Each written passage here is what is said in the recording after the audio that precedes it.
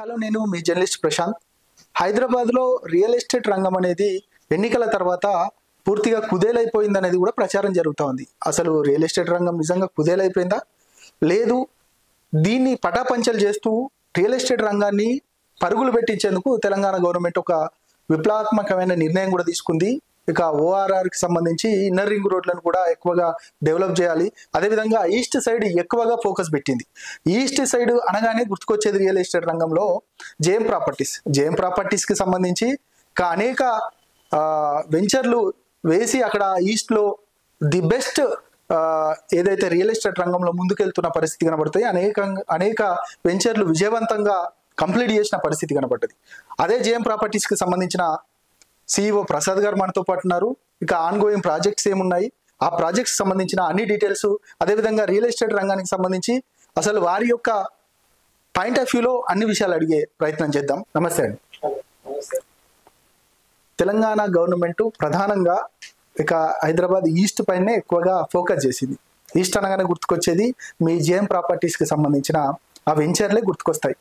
ఇక విజయవంతంగా మీరు అక్కడ ఎస్టాబ్లిష్ చేసి విజయవంతంగా అనేక వెంచర్లు కంప్లీట్ చేసిన పరిస్థితి కనబడ్డది. ఇప్పుడు ప్రస్తుతం రీసెంట్గా ఏ వెంచర్లు ఈస్ట్లో మీరు ఎస్టాబ్లిష్ చేస్తున్నారు అని అంటే ఏం చెప్తారు అసలు? యాక్చువల్లీ ఏంటంటే ఎలక్షన్ తర్వాత ఏదైతే రియల్ ఎస్టేట్ కొద్దిగా స్లో అయింది అన్నారో, సో అది యాక్చువల్లీ నార్మల్గా ఎవ్రీ ఇయర్ జరిగేది. సో పెద్దగా ఇంపాక్ట్ అయితే ఏమీ లేదు, నెగిటివ్ ఇంపాక్ట్. ఎందుకనంటే not only real estate people, ఇది కాదు గవర్నమెంట్స్ కూడా, ఈవెన్ గవర్నమెంట్లు కూడా రియల్ ఎస్టేట్ అనే డెవలప్మెంట్ అనేది జరిగితేనే దాంతో వచ్చే మనీ ఏదైతే రొటేషన్స్ ఉంటాయో దానివల్ల గవర్నమెంట్ నడవడానికి కూడా ఒక పార్ట్. సో దాంట్లో భాగంగానే అది ఎప్పుడు పడిపోవడానికి ఛాన్స్ ఉండదు. బట్ సేమ్ టైం ఇప్పుడు మనం ఈస్ట్ సైడ్ అన్నాం, రెండో క్వశ్చన్ ఏంటంటే ఈస్ట్ సైడ్. వెస్ట్ సైడ్ వచ్చేసి కంప్లీట్ డెవలప్మెంట్ అయిపోయింది. సో అక్కడికి వెళ్ళి ఇప్పుడు డెవలప్ చేసినా మళ్ళీ అదే క్రౌడ్లో ఉండాల్సి ఉంటుంది. సిచ్యువేషన్ అనేది ఉంది. మనకేంటి హైదరాబాద్కి పెద్ద అసెట్ ఏంటంటే ల్యాండ్ బ్యాంక్ ఉంది. మనకి హైదరాబాద్కి 4 sites ల్యాండ్ బ్యాంక్ ఉంది. అన్ని ఏరియాలో మనం విస్తరించడానికి అనుకూలంగా ఉంది.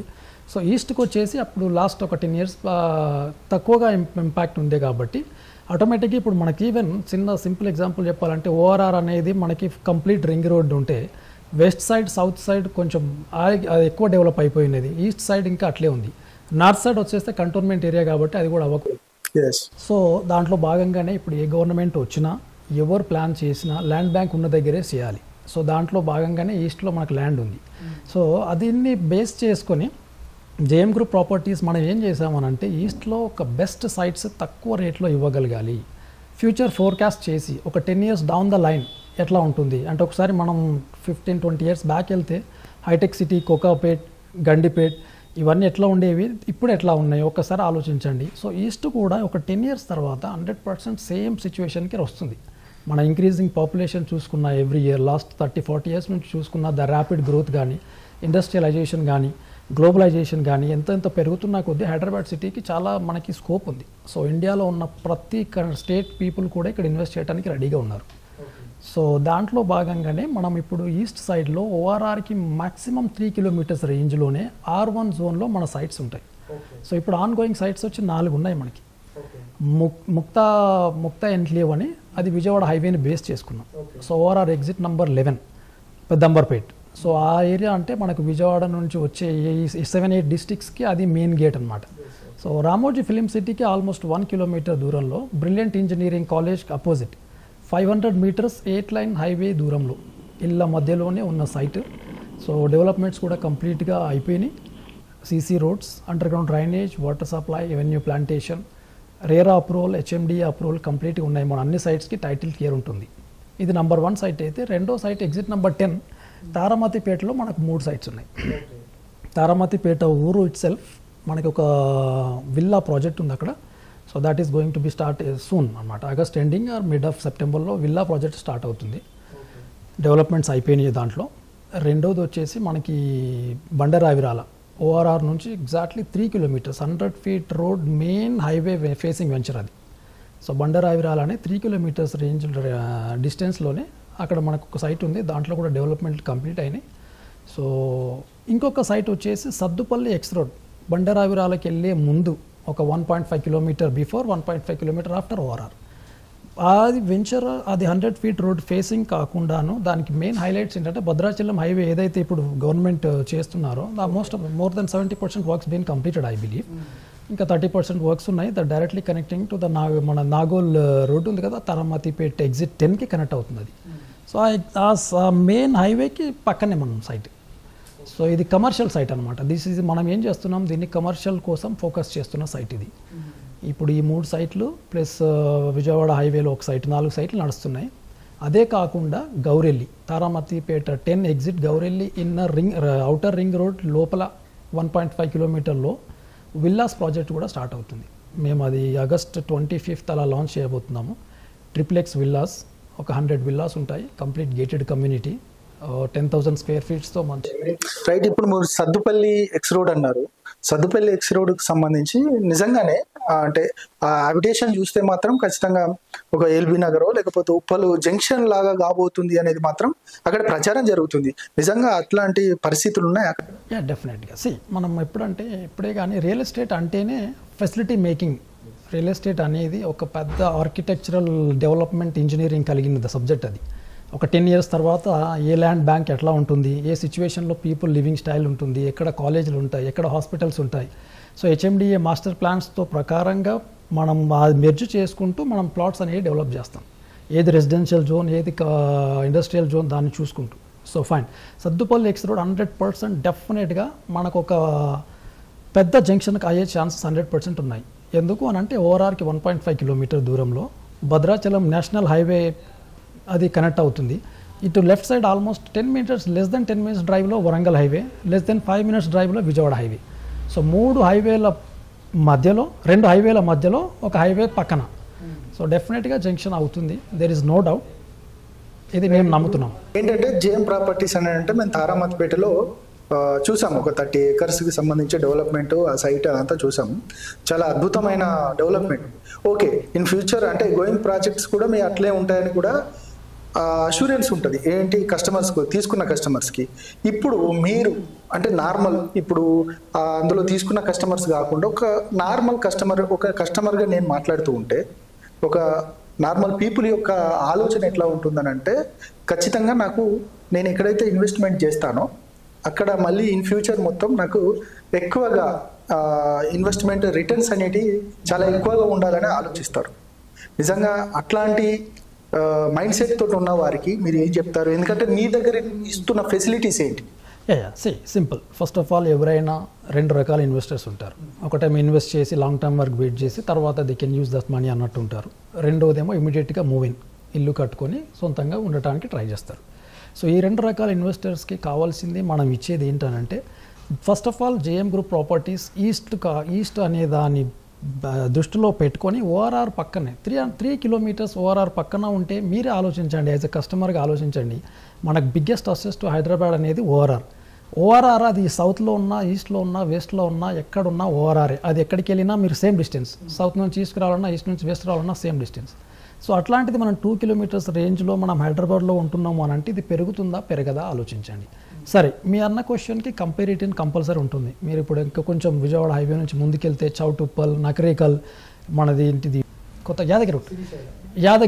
యాదగిరిగుట్ట వరకు కూడా వెళ్ళి తీసుకునే ఛాన్సెస్ ఉన్నాయి. అక్కడ రేట్స్ కంపేర్ చేసుకొని మీరు హైదరాబాద్ ఓఆర్ఆర్ పక్కన 2 kilometers రేట్స్ కంపేర్ చేసుకుంటే దేనికి స్కోప్ ఉందో మీరే ఆలోచిస్తే తెలిసిపోతుంది.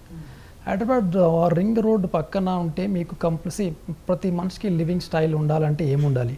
ఫస్ట్ స్కూల్స్, ఎడ్యుకేషన్ సెక్టర్ ఉండాలి, స్కూల్స్ కానీ, కాలేజెస్ కానీ, హెల్త్ సెక్టర్ ఉండాలి, హాస్పిటల్స్. తర్వాత మనకు కావాల్సిన వస్తువులు తీసుకోవడానికి మార్కెట్ ఏరియా దగ్గరలో ఉండాలి. ఇప్పుడు మనం చేసే సైట్లకి అన్ని ఫెసిలిటీస్ ఉన్నాయి. సో ఇంకా ఎందుకు పెరగదని అనుకుంటారో నేను అడగాలి మీ క్వశ్చన్ మిమ్మల్ని. ఎందుకు పెరగదో మీరే ఒకసారి చెప్పండి నాకు. అది మళ్ళీ దాంట్లో మళ్ళీ మెయిన్ బిగ్గెస్ట్ క్వశ్చన్ హియర్, ఇది మనం ఏదో ఇక్కడ పెట్టి దీన్ని ఎంతో రేట్లకు అమ్మటం కాదు. చాలా అందరికీ అందుబాటులో ఉండే రేటు.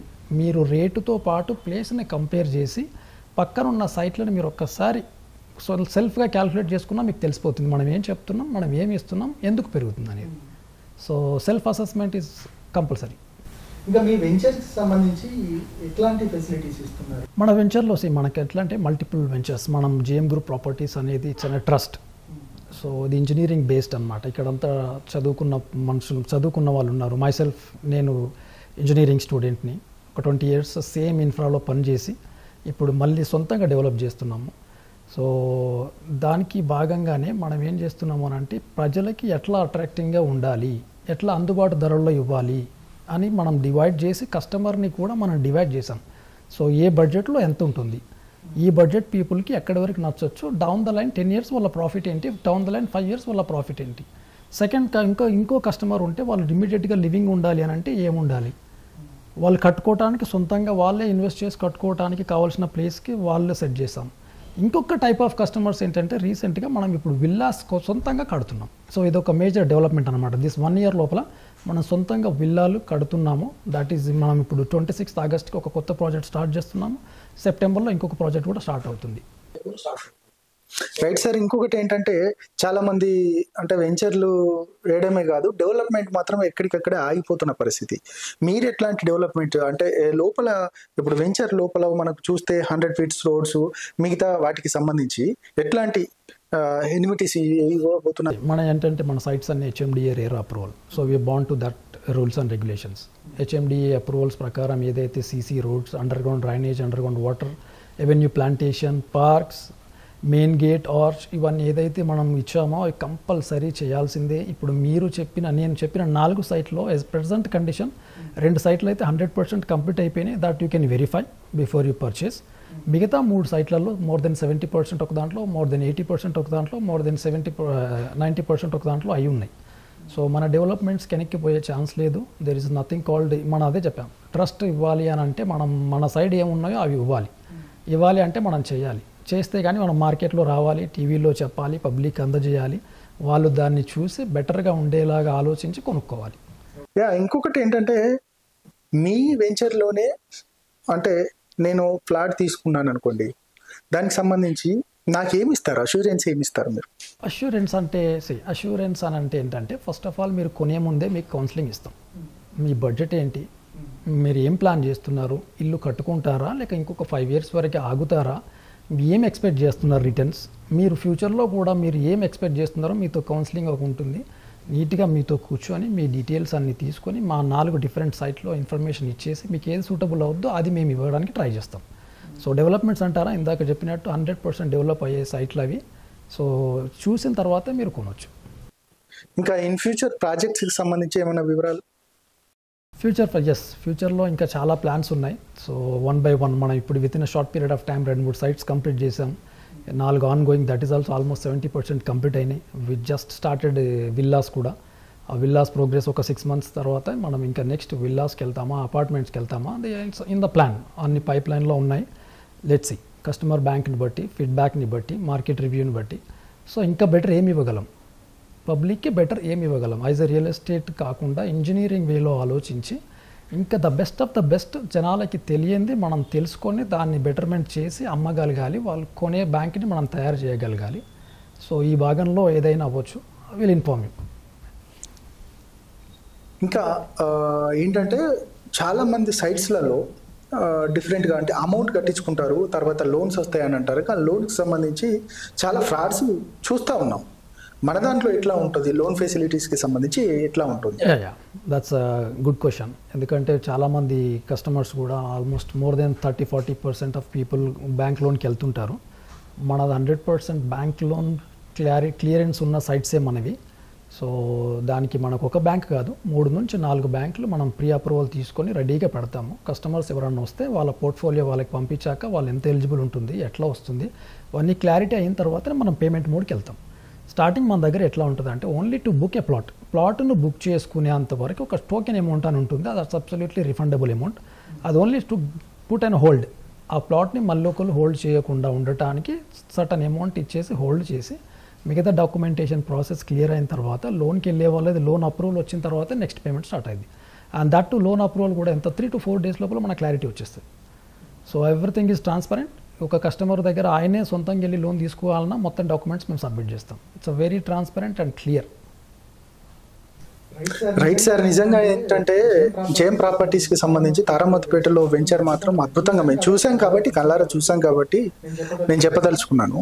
దాంతోపాటు ఆన్గోయింగ్ ప్రాజెక్ట్స్కి సంబంధించి కూడా మీరు విజయవంతంగా ముందుకెళ్ళాలి, ఖచ్చితంగా వాటన్నిటిని కూడా సక్సెస్ఫుల్గా కంప్లీట్ చేయాలనేది కూడా మేము కోరుకుంటున్నాం. Thank you.